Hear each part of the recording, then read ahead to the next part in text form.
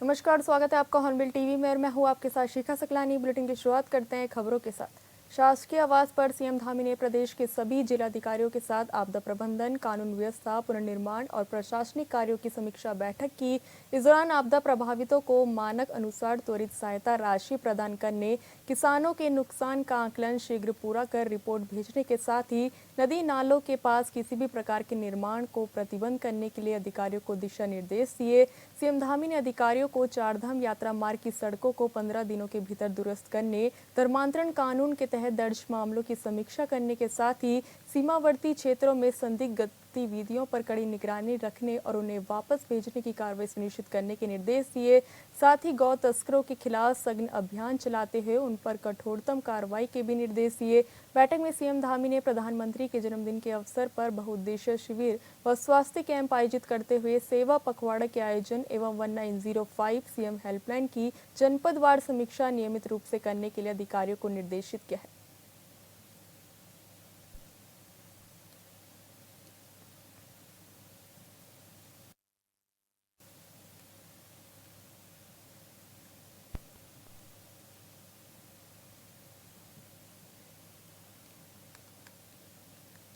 इस खबर पर ज्यादा जानकारी के लिए संवाददाता योगेश आर्य हमारे साथ जुड़ चुके हैं। योगेश, सीएम धामी ने आपदा प्रबंधन और कानून व्यवस्था समेत तमाम मुद्दों को लेकर बैठक की है, ऐसे में क्या कुछ निर्देश दिए गए? देखिए शिखा, शासकीय आवास पर मुख्यमंत्री पुष्कर सिंह धामी ने प्रदेश के सभी जिलाधिकारियों के साथ बैठक की है और आपदा प्रभावित क्षेत्रों में चल रहे राहत और बचाव कार्य की विस्तृत समीक्षा बैठक करते हुए उन्होंने जो है अधिकारियों से क्षेत्रवार जो है जानकारी भी ली है। इसके साथ साथ राहत कार्यों में तेजी लाने को लेकर भी स्पष्ट निर्देश दिए हैं। उन्होंने कहा कि आपदा प्रभावित लोगों को हर संभव सहायता समयबद्ध और पारदर्शिता तरीके से उपलब्ध कराई जाए, किसी प्रकार की लापरवाही बर्दाश्त नहीं की जाएगी। इसके साथ साथ चाहे वो धर्मांतरण का मामला हो, चाहे फिर वो है नरेंद्र मोदी के जन्म दिवस पर जो है सेवा पखवाड़ा का कार्यक्रम हो, चाहे वह अन्य जो योजनाएं चल रही हैं उनका क्रियान्वयन हो, तमाम मामले को लेकर के अधिकारियों को सख्त निगरानी कर रखने और जन समस्याओं को समाधान करने के लिए भी निर्देश दिए। जी योगेश, हमारे साथ जुड़ने और तमाम जानकारी साझा करने के लिए धन्यवाद। राजकीय स्नातकोत्तर महाविद्यालय उत्तरकाशी में छात्रों की समस्याओं को लेकर शुरू किया गया आमरण अनशन आज अपने 6वें दिन में प्रवेश कर दिया है। आज इस अभियान को कई वरिष्ठ और सक्रिय छात्र नेताओं ने अपना समर्थन दिया। छात्रों का कहना है कि वे परीक्षा परिणाम और तमाम मुद्दों को लेकर समस्याएं उनके सामने हैं। इस दौरान सभी छात्र छात्राओं ने जुलूस निकाला और जिलाधिकारी कार्यालय में जमकर नारेबाजी की। छात्र नेताओं ने कॉलेज प्रशासन से कल रात पुलिस प्रशासन द्वारा की गई बर्बरता पर विरोध जताया और प्रशासन के साथ बदतमीजी कर ये सुनिश्चित किया कि भविष्य में ऐसी स्थिति दोबारा न हो।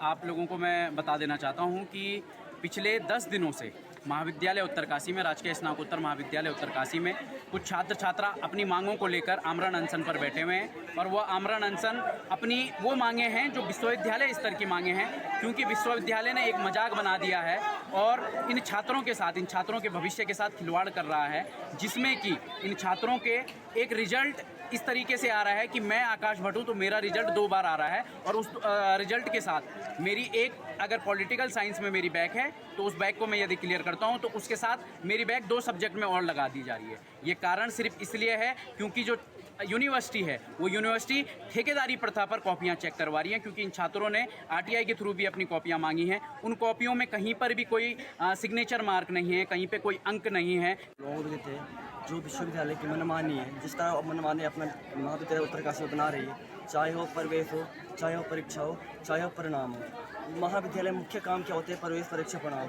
प्रवेश में तो आपको फिर सर्वप्रथम हमारे जो प्रवेश होते हैं उन्हें, जो नए छात्र आते हैं उन्हें सर्वप्रथम तो उनको सब्जेक्ट पूरे नए ढंग से नहीं मिल जाते हैं। जो बच्चा पॉलिटिकल लेना चाहता है, जो बच्चा हिस्ट्री लेना चाहता है, जो अगर वो कोई सब्जेक्ट पूरे नहीं मिल पाते हैं। डिस्ट्रिक्ट का सबसे बड़ा महाविद्यालय जिसमें बच्चों को अपने मनचाहे सब्जेक्ट नहीं मिल पा रहे हैं, ये कहाँ की इनकी ये है नीति और शिक्षा नीति है, ये मैं इसको स्वीकार करता हूँ। अब जिस परीक्षा की बात करें, कई बच्चों को देखते हैं परीक्षा देते हैं जो विद्यालय से पढ़ के आते हैं, टॉपर से टॉपर बच्चे हैं, उनको भी हर एक सेमेस्टर में बैग लग जाती है।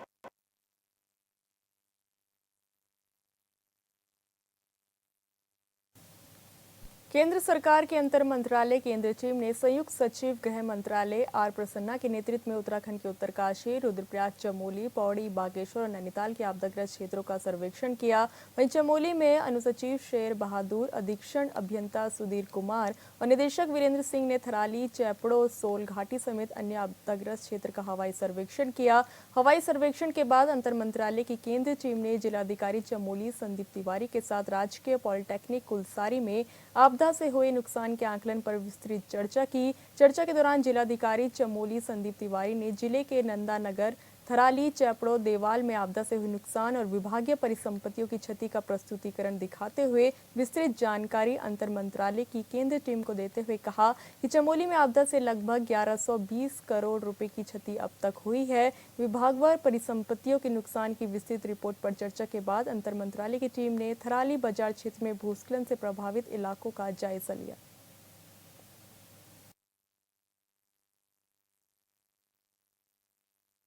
केंद्र की टीम आई थी आपदा का निरीक्षण करने पूरे जनपद का, और हवाई सर्वे में नंदानगर, थराली, चेपड़ो सभी क्षेत्रों का एरियल सर्वे किया गया। उसके अतिरिक्त एक प्रस्तुतिकरण पूरे जनपद का उनको दिया गया, जिसमें करीब 1120 करोड़ का जो क्षति का आंकलन अभी तक जिले में हमने आंकलन निकाला है, उसका विस्तृत जानकारी टीम को दी है। और टीम पूरी भ्रमण और प्रस्तुतिकरण से संतुष्ट है और आशा करते हैं कि जल्द ही जो हम विस्तृत रिपोर्ट भेजेंगे उस पर एक सकारात्मक कार्यवाही होगी। फौरी राहत तो राज्य सरकार द्वारा दी जा रही है। जिनके पूर्णतया क्षतिग्रस्त हुए थे मकान, उनको 5 लाख की राशि और मृत्यु के केस में 5 लाख की धनराशि माननीय मुख्यमंत्री जी की घोषणा अनुसार दिए जा रहे हैं।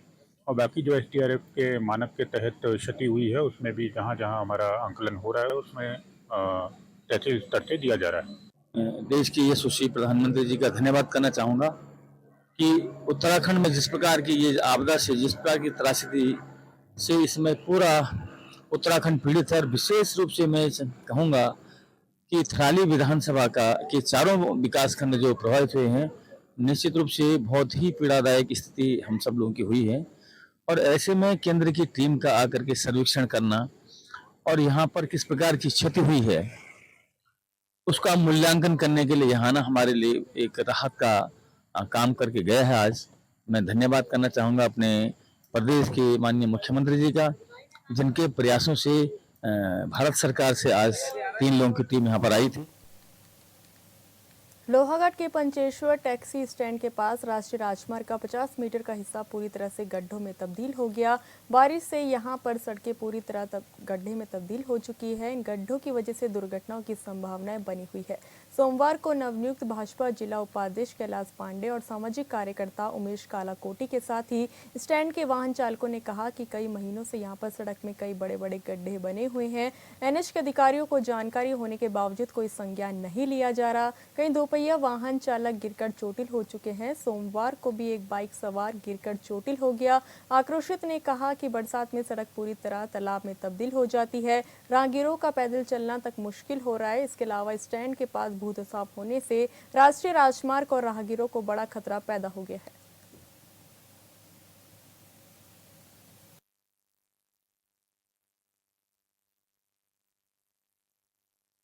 वाकई ये बड़ी समस्या का विषय है और NH ये लापरवाही NH की चल रही है। लगातार विगत कई समय से कई सामाजिक लोगों ने ये मुद्दे उठाए हैं और ये मेन हमारा टैक्सी चौराहा है। और मैंने जैसे कि आपको पता है कल ही जिला उपाध्यक्ष का दायित्व मुझे पार्टी द्वारा दिया गया है और मैं संगठन का आभार जताऊँगा। और साथ ही इस मुद्दे को लेकर मैं कल ही हमारी एक बैठक होनी है जिले के अंदर, इस विषय को अवश्य रखूंगा कि शीघ्र से शीघ्र मैं अपनी तरफ से पूरा प्रयास करूंगा कि इन गड्ढों को ठीक किया जाए ताकि वाहन और जनता की आवाजाही में कोई भी दिक्कत ना हो। इसके लिए आपके चैनल को सबसे पहले बहुत बहुत धन्यवाद कि आप हमेशा हमारी ये जो भी रिपोर्टिंग करते हैं बहुत अच्छा लगता है, लेकिन सुनवाई कुछ होती नहीं है।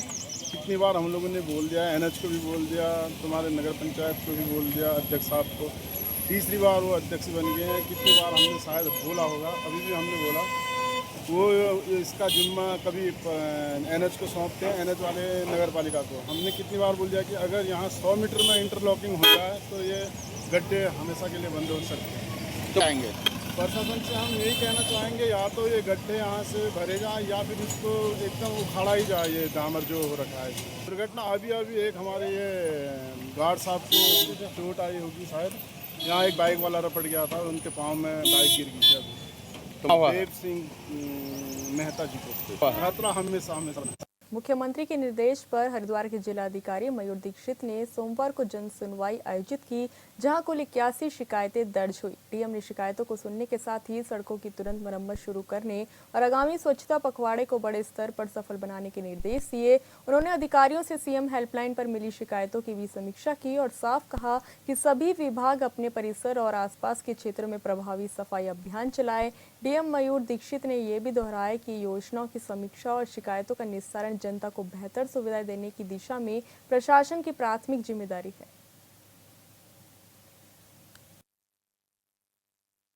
देखिए, आज सोमवार को सुबह जनसुनवाई की गई, जिसमें अभी तक 81 शिकायतें यहाँ पर रजिस्टर हुई है और सभी को हम लोगों ने सुना है।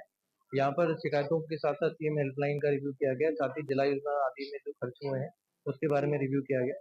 साथ ही माननीय मुख्यमंत्री जी द्वारा जो निर्देश दिए गए कि तत्काल सड़कों की जो रिपेयरिंग है वो शुरू हो जाए, उसके बारे में रिव्यू किया गया है। और आने वाला जो स्वास्थ्य सेवा और स्वच्छता का जो हमारा पखवाड़ा शुरू होने वाला है, उसके बारे में भी सभी डिपार्टमेंट को डायरेक्शन दिए गए कि वो अपने अपने कार्यालयों परिसरों में और सभी आसपास के एरियाज में सफाई अभियान बेहद रूप में चलाएं। इसके लिए डायरेक्शन भी हमारे यहाँ से दिए गए।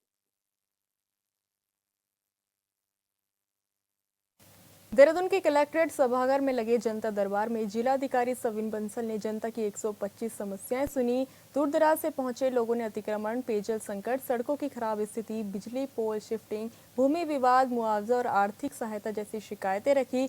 हरावाला, भाटगढ़ी और बादामवाला में सरकारी और सार्वजनिक भूमि पर अवैध कब्जों की शिकायतों पर तत्काल कार्रवाई के निर्देश दिए गए। वहीं सड़कों पर स्पीड ब्रेकर, पेयजल लाइनों की मरम्मत, भूमि विवाद और पुलिस स्तर की जांच से जुड़े मामलों से संबंधित अधिकारियों को मौके पर समाधान के निर्देश दिए गए। जिलाधिकारी ने कहा कि जन शिकायतों का त्वरित और ठोस निस्तारण प्रशासन की प्राथमिकता है। जनता दरबार में कई विभागों के जिला स्तरीय अधिकारी भी मौजूद रहे।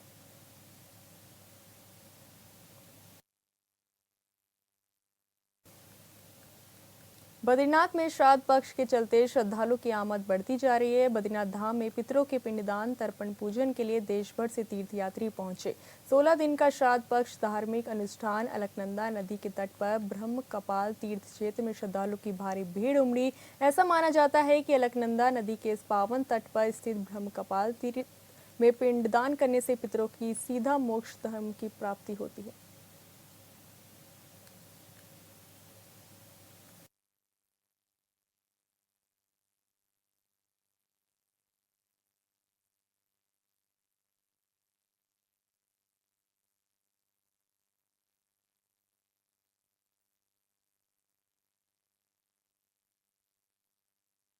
श्राद्ध पक्ष वास्तव में तो कल से ही प्रारंभ हो चुके थे। राष्ट्रपति जो पूर्णिमा है उसका श्राद्ध कल हो चुका है, परंतु आज पितृपक्ष की जो प्रतिपदा है वो प्रारंभ हो चुकी है और इधर लोग प्रतीक्षा करते हैं आजकल कि हमारे वंशज जो हैं हमारे पिंड तर्पण इत्यादि श्राद्ध करेंगे और श्रद्धा से जो किया जाए उसी का नाम ही श्राद्ध है। और श्रद्धा विहितम विरहितम कर्म, जो श्रद्धा के विहीन कोई भी कर्म हो वो किसी फल को देने वाला नहीं होता है। इसलिए पितरों से यदि आशीर्वाद की अपेक्षा हो और पितरों का आशीर्वाद प्राप्त करना चाहते हैं तो श्राद्ध अवश्य करना चाहिए। इसके लिए श्राद्ध में और पितर प्रतीक्षा करते हैं और इसलिए ये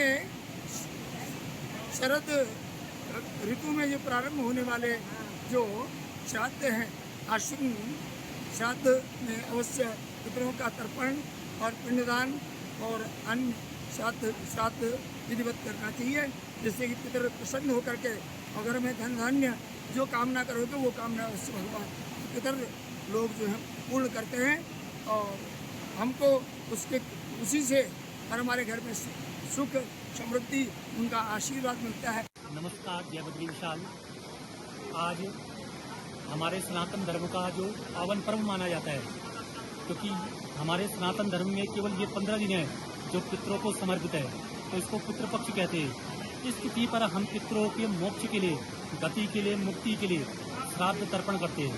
और बद्रिकाश्रम क्षेत्र में ब्रह्म कपाल में पितरों का श्राद्ध करने का महत्व है कि यहाँ पे श्राद्ध करने के बाद अन्य जगह श्राद्ध करवाना नहीं पड़ता है कि श्राद्धम कृत्वा विशालाया पितृदृश्य भावनम अन्य क्षेत्रे न च श्राद्धम केवलम तर्पणम आचरित।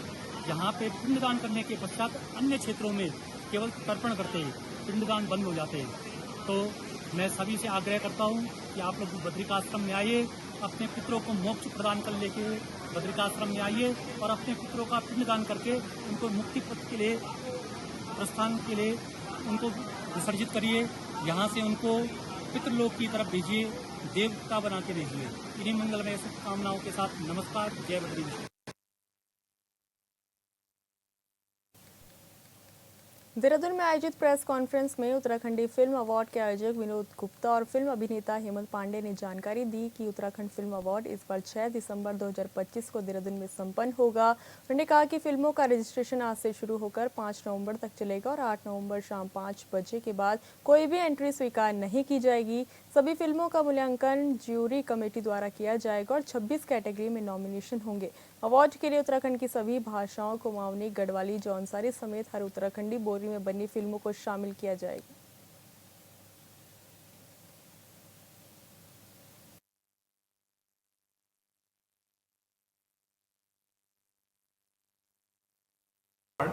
जो 6 दिसंबर 2025 को देहरादून में संपन्न होगा, उस फिल्मों का रजिस्ट्रेशन आज से शुरू हुआ है। 5 नवंबर तक उसका लास्ट डेट है। 5 नवंबर के बाद शाम 5 बजे के बाद किसी भी प्रोड्यूसर के फॉर्म को हम एक्सेप्ट नहीं करते।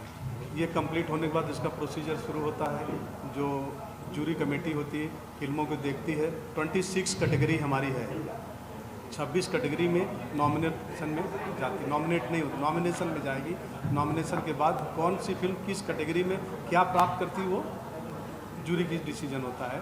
तो ये इस तरह से हमारा प्रोसीजर स्टार्ट है। कौन सी फिल्में उत्तराखंड की हैं, गढ़वाली, उत्तराखंड सभी लैंग्वेज, चाहे वो कुमाऊनी हो, गढ़वाली हो, जौनसरी जो भी है बनी है, हम सभी भाषाओं के एक समूह बना के उसको अवार्ड देते हैं। किसी एक भाषा को नहीं, उत्तराखंडी लैंग्वेज की कोई भी भाषा हो हम उसको रजिस्टर करते हैं। ये देखिए एक बहुत ही बेहतरीन प्रयास है विनोद भाई के द्वारा। उत्तराखंडी अवार्ड की शुरुआत हो रही है। पहला कोरोना से पहले किया था, 21 में किया था ना, 18 में। उसके बाद फिर उस तरह का निर्माण भी नहीं हुआ, फिर कोरोना आ गया। लेकिन अब जा कर के हमारी फिल्में बहुत अच्छी बन रही हैं। गढ़वाली पिक्चर या जौनसारी में बनने लगी, कुमाऊनी में बन रही हैं। तो अब इन सब चीज़ों को, फिल्मों को या सब भाषाओं की फिल्मों को एक मंच पर लाके जो सम्मान देने का आपने शुरुआत करी है, तो उसके लिए मुझे आपने जिम्मेदारी दी है, तो मैं उसको बड़ी खुशी से स्वीकार कर पा रहा हूँ कि जो मैं चाहता हूँ, जैसा मेरी सोच है, उसका ही एक अंश ये भी है कि उत्तराखंड के निर्माताओं को, कलाकारों को सम्मान मिलेगा, उनको आगे और अच्छा काम करने की प्रेरणा मिलेगी। तो ये कदम बहुत बढ़िया है, सराहनीय है। और हर एक व्यक्ति को जैसे आयोजन होता है, जैसे भागवत लगता है, जैसे अखंड रामायण का आयोजन होता है, लोग सेवाएं देते हैं, वैसे ही उत्तराखंड से जुड़े हुए हर व्यक्ति को, कलाकार को, चाहे टेक्नीशियन हो, एडिटर हो, डायरेक्टर हो, राइटर हो, आपकी फिल्म 2 साल में बनी हो ना बनी हो, आप सब इस आयोजन का हिस्सा हैं। यही मेरे लिए खुशी की बात। बड़वानी उप जिलाधिकारी कार्यालय पहुंचे बिंदुखता के ग्रामीणों ने प्रदर्शन करते हुए बिंदुखता को वन अधिकारी अधिनियम 2006 के तहत राजस्व गांव बनाए जाने की मांग की। वन अधिकारी समिति के पदाधिकारियों ने कहा कि पिछले वर्ष ही समस्त प्रक्रिया को पूरा कर शासन को भेज दिया गया, उसके बावजूद बिंदुखता राजस्व गाँव की पत्रावली लंबित पड़ी है। इसलिए ग्रामीण सरकार से मांग कर रहे हैं कि कई दशकों से संघर्ष करने के बावजूद अब बिंदुखता को राजस्व गाँव का दर्जा हर हाल में मिलना चाहिए।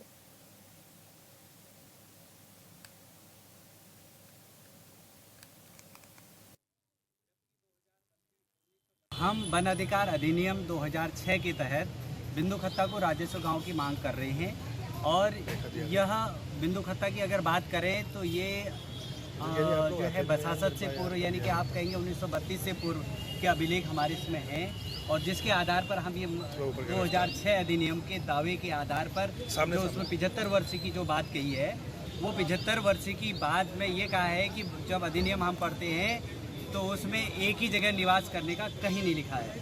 तो हम पशुपालक हैं, वनवासी हैं, इस आधार पर 75 वर्ष का कोई जिक्र इसमें नहीं आता है। दूसरा, हमारी फाइल डीएलसी जब पास कर देती है उसके बाद कोई भी ऐसा कानून में नहीं है कि उसके बाद उसको कहीं रोक मिले।